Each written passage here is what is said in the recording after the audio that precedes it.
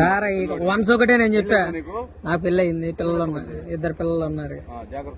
కాదు ఇప్పుడు సార్ మీకు చెప్పాను, మీకు చెప్పింది ఏంది సార్? 6 రోజులు అనుకో మాకండి. మీరేదో అరే నేను వచ్చేటప్పుడు దాకుంటారా అని చెప్పి చేసుకుంటే అది ₹1 సంపాదించుకుంటా నేను అంతే. నేను ఇదిగో మీకు ఆ రోజు కూడా చెప్పా సార్, ఆయనకి నాకు చెప్పిండి నేను తీసేస్తానని చెప్పా. ఇప్పుడు స్టేషన్ లో చెప్పా. సరే సార్ నేను కాదు, ఇప్పుడు ఒక వాచ్మెన్ ఉన్న డ్యూటీ నాకు చేయాల్సిన పని నాది ఉంటది. ఇప్పుడు మీ స్థలంలో అయినా నన్ను పెట్టారు, ఎవడన్నా వచ్చాడు అనుకో, రే నువ్వు నాకు ఫోన్ చేయకుండా వాళ్ళ వెంట పంపించావరా అని అన్నావు అనుకో, అది నాదే తప్పు అయితేగా.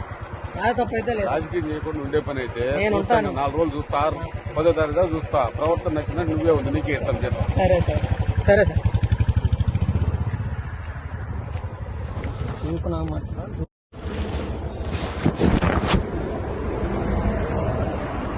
సరే పద, చెప్పు సార్. పద నేను చెప్పే సార్.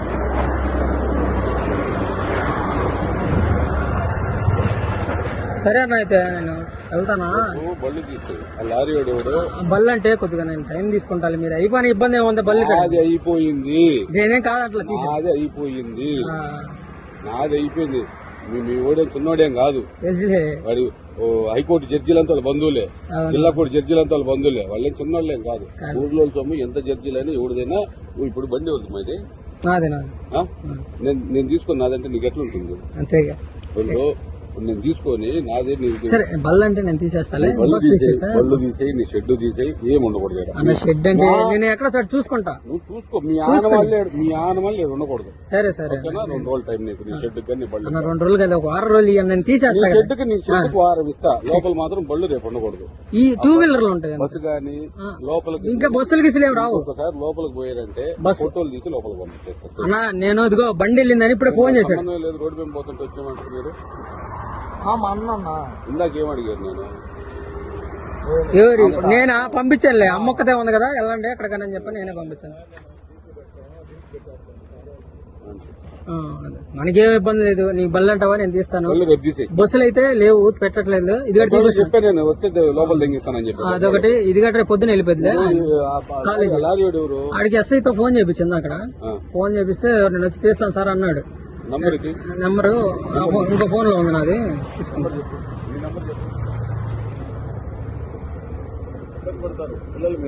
తెలుసు అన్న. చిన్నపిల్లలు ఇబ్బంది పడతారు. మాకు 45 ఏళ్ళు. అదే అదే నా కొడుకులతో ఏకబట్టే 10 ఏళ్ళు అయింది, 11 ఏళ్ళు. అర్థం కదా? నంబర్ చెప్పినది 999 59 399 358.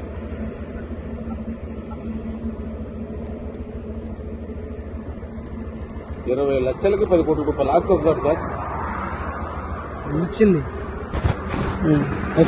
ఏ పేరు? గోప్యా. అది కొద్దిగా నాకు ఈ బళ్ళు టైం ఏంటిలే, ఆ బస్సు అనేది రేపు తీపిచ్చేస్తున్నాను. రేపు బళ్ళు ఉండకూడదు. నీ బళ్ళు రేపు లోపల 2 వీలర్లు అయ్యా నేను తీసేస్తానండి. కస్టమర్లు ఎవరో ఒకరు పిలిపించుకుని చేయాలి కదా. ఎక్కడ పెట్టుకో.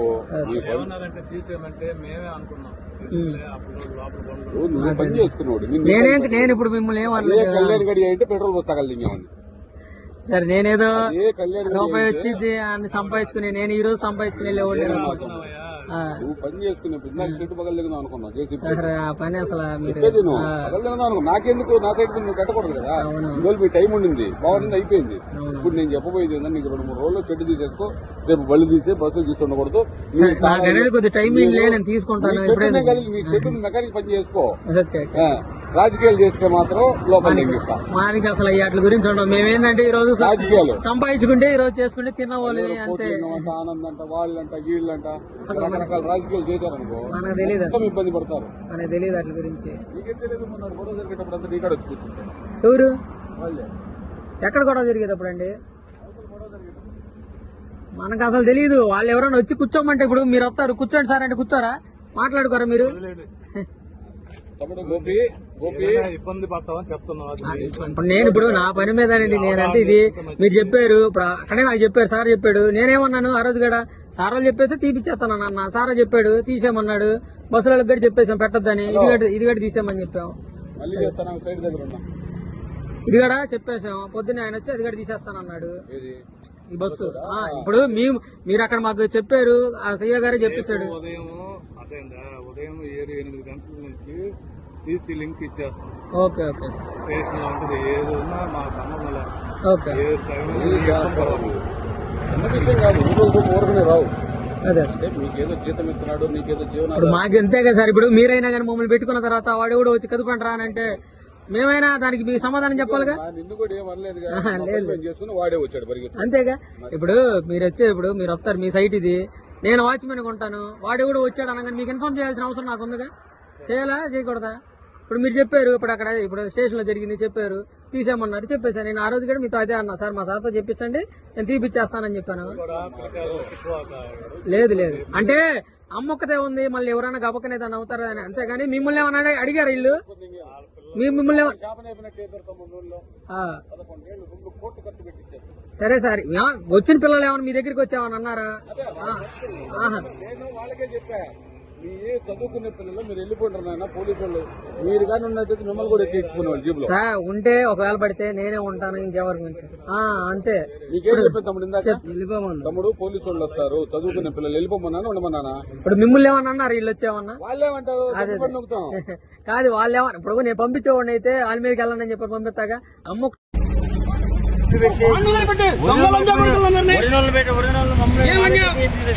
చాలా ఇబ్బంది పడతారు మీడియా వాళ్ళు. అప్పుడప్పుడు గుర్తుపెట్టుకోండి, మనం ఎప్పుడు పోలీసు వాళ్ళు గడ్డి కట్టి ఫ్రెండ్లీగా ఉండాలా. ఇవాళ వస్తారు సీగర్, రేపు వెళ్ళిపోతారు. మేము లోకల్ ఉన్నాం, ఎవరు చేస్తున్నారు నాకు అన్నీ తెలుసు, ఇన్ఫర్మేషన్ ఉంటుంది. తప్పన్నా 15 సంవత్సరాల నుంచి అతను పొజిషన్లో ఉన్నాడు, అతను లీగల్గా ఉన్నాడు. ఏం రైట్? సరే ఎవరు కంప్లైంట్ పెట్టారా? పంపిస్తారు. అసలు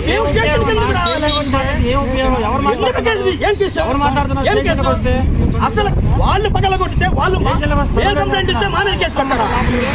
అట్ట కాదు. అసలు ప్లీజ్ అప్లై ద మైండ్. వాళ్ళు వచ్చి మా సైట్ లో ఈ కేబుల్స్ కట్ చేసి గోడ కొడితే మా మీద కేసు చేస్తారా? మా మీద మాట్లాడుకుంటారా? అదేంటండి, అదేమన్యాయం అది.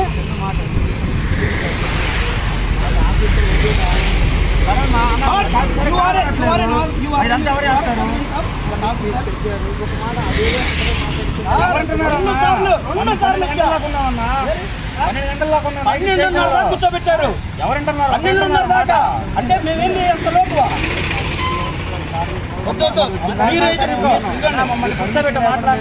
మీరు కానీ మీకు తెలుసు న్యాయం అన్యాయం. వెళ్ళిపోండి, ఎస్ఐ గారు కానీ సీఏ గారు కానీ వాళ్ళకి లీజులు ఇచ్చుకొని అగ్రిమెంట్ ఇచ్చుకొని ఇప్పుడు ఎవరు కడతారు డబ్బులు? మీరు కడతారా? ఇప్పుడు కట్టలేరు కదా. అందరూ రెస్పాన్స్ ఇస్తే మాట్లాడదాం. బయటికి రమ్మను మేడం, మాట్లాడుతుంటే మేము కూడా రాగలం. సీఏ గారితో మాట్లాడడం, ఏం మాట్లాడదు ఆయన మాట్లాడతారు.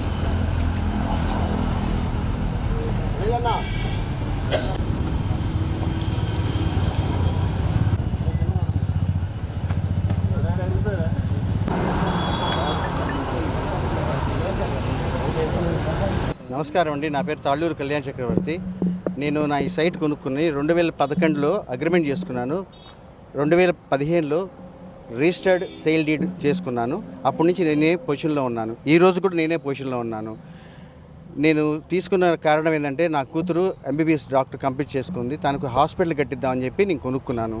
కానీ గత 3 నెలల నుంచి ఈ సుధాకర్ అనే అతను వచ్చి మేము లేని టైంలో మా వాచ్మెన్ని, ఆడ మనిషిని కానీ వాళ్ళ అబ్బాయిని కానీ బెదిరిస్తూ ఉన్నాడు. ఇంతకుముందు వాళ్ళ ఆయన కూడా బెదిరించాడు, ఆయన చనిపోయాడు ఒక 1 year బ్యాక్. ఈ బెదిరింపుల్లో ఇతను వచ్చి పెట్రోల్ పోసి తగలబెడతాను ఆడ మనిషి మీద అని చెప్తా ఉన్నాడు. మేము న్యాయం కోసం అని చెప్పేసి బెదిరించేసి జేసీబీ ద్వారా గేట్లు, గోడలు, సీసీ కెమెరాలు, కరెంటు మీటర్ అన్నీ కట్ చేసి అదే మా దగ్గర వీడియో ఫుటేజ్లు కూడా ఉన్నాయి, అన్నీ తీసి పెట్టున్నాము. కానీ మేము తాలూకా పోలీస్ స్టేషన్కి వెళ్ళి న్యాయం కోసం అని పోరాడితే మాకు అంత సహకరించడం లేదు పోలీస్ డిపార్ట్మెంటు. వాళ్ళు ఎన్ని చెప్పినా ఏం చేసినా మమ్మల్ని వెళ్ళిపోమంటున్నారు. కానీ నేను పొజిషన్లో ఉంటే ఏదైనా ఉంటే సివిల్ డిస్ప్యూట్ ఉంటే కోర్టు ద్వారా ఆర్డర్ తెచ్చుకొని నాకు ఇమ్మని చెప్పండి. నేను నాది కానీ అయితే నేను వెళ్ళిపోతాను. తనదైతే తను ఉండమని చెప్పండి. తనది లేవు, డాక్యుమెంట్స్ లేవు, ఏమి తేడు, ఏం చేయడు, ఏం మాట్లాడు, చాలా ఇబ్బంది పెడుతున్నాడు. ఈ కొన్ని రాజకీయ కారణాల వల్ల కూడా మాకు సహకరించట్లేదు పోలీస్ డిపార్ట్మెంటు. దయచేసి మాకు న్యాయం చేయండి, ఇది నా మనవి. నమస్తే సార్. కళ్యాణ్ చక్రవర్తి అనే సార్ దగ్గర మేము 15 సంవత్సరాల నుంచి ఉంటున్నాము. మా వారు మొన్న సంవత్సరంన్నర చనిపోయాడు. ఆయన వెళ్ళిన కాంచి మా పిల్లోడు నేను చేసుకుంటున్నాం, ఇక్కడే ఉంటున్నాం. పద్దాగా వచ్చి అర్ధరాత్రిగాడు వచ్చి నా పిల్లోడిని బెదిరిస్తాము, నన్ను బెదిరిస్తాము, మాకు భయం వేసి ఈ మధ్య నా దగ్గర 3వ తారీఖు నుంచి బాగా వచ్చి నేను ఇంటికి అన్నం తింటాకి వెళ్ళేటప్పటికి వచ్చి అన్నీ ఇటు నుంచి రాకుండా ఏరే గేట్ నుంచి వచ్చి ఏరే దోమ నుంచి వచ్చి మొత్తం బాయిలు, నీళ్ళ బాయిలు, కరెంటు జేసీబీ తీసుకొచ్చి కరెంటు మొత్తం సీసీ కెమెరా లైలు మొత్తం కట్ చేశారు. నేను సార్ ఇది అంటే ఏదైనా ఉంటే కాగితాలు తెచ్చుకు తేల్చుకోమనంటే ఆ మాట మా సార్తో మాట్లాడుకోమంటే నువ్వెవరు అమ్మ మాట్లాడేది, నువ్వు వెళ్తావా లేదా నన్ను అన్నీ కొట్టబోయి చేయబోయేప్పటికి భయపడి పెట్రోల్ పోసి చంపేసేస్తాను. బస్సులో వాళ్ళు బెదిరించి బస్సులు ఎప్పటి నుంచి 15 సంవత్సరాల నుంచి 10 సంవత్సరాల నుంచి బస్సులు పెడుతున్నాం. బస్సులో వాళ్ళని బెదిరించి బస్సులు తీరా మిమ్మల్ని చంపేయమంటారా, కొక్లేరుతో తీసుకొచ్చి అద్దాలు పగలగొట్టమంటారా అని చెప్పి వాళ్ళని బెదిరించి నన్ను బెదిరించి ఇప్పుడు మాట్లాడితే పోలీసుల్ని మా మీద కలుపుతున్నారు. మేము ఇక్కడ వాచ్మెన్ అనుకుంటున్నాం. మాకు బత్తుల సుధాకర్ రావు వాళ్ళ వల్ల మాకు ప్రాణమాయం ఉంది. అతను ఏ ఊరైతే తెలీదు వస్తున్నాడు. స్టేషన్కి వెళ్ళాం. నేను మా సార్కి చెప్పి తాళం వేసేదాకా కూడా ఆ రూమ్కి రూమ్ తాళం బదులు కొట్టేశారు. ఇట్లా దాంట్లో అవన్నీ చాలా వస్తువులు ఉండి అవి దానికి కొద్దిగా నేను లాగేసి వస్తానంటే పోలీసులు నన్ను వినకుండా జీబు ఎక్కించుకుని ఆడ పోలీసు కూడా రాకుండా స్టేషన్ కాడికి తీసుకెళ్ళి నాకు ఇప్పుడు ఎందుకు తీసుకొచ్చారంటే ఏ సమాధానం చెబుతున్నా చెప్పకుండా 5వ తారీఖు నేను 3వ తారీఖు తీసుకెళ్ళి 5వ తారీఖు నా మీద రాశారు కేసు. నేను 3వ తారీఖు కంప్లీట్ ఇచ్చా తాలూకా. మరి లేడీస్ రావాలి కదా, నన్ను మగ పోలీసు తీసుకెళ్లాల్సిన అవసరం ఏముంది? మేమేం తప్పు చేసామా?